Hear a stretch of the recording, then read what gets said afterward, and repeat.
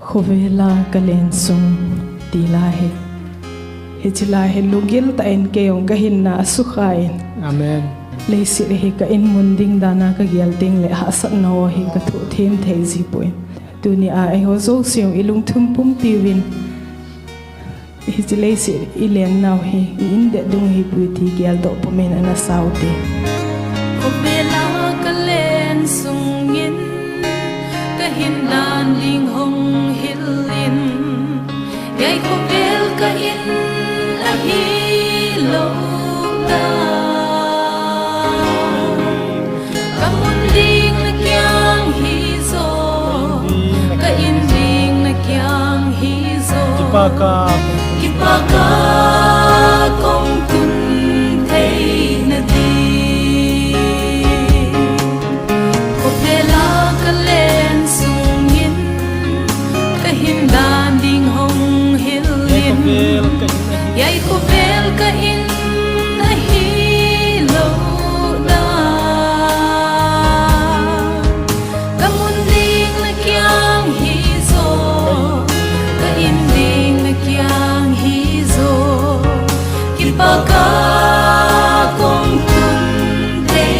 na di Con thấy sa kino tàu pa Khovela kalen sung in na day le na lung gela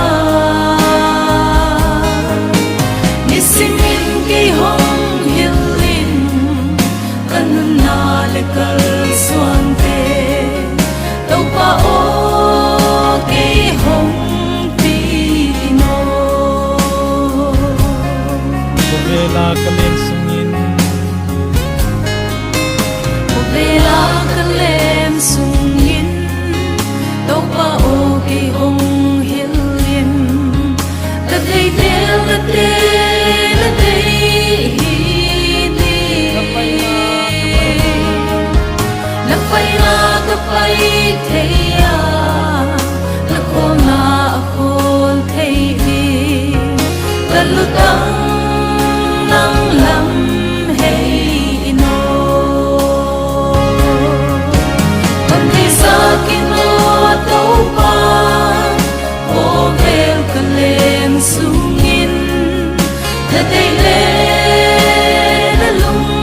gela nisimin kay hong hilin kanun na lekal suante tàu pa o kay hong pino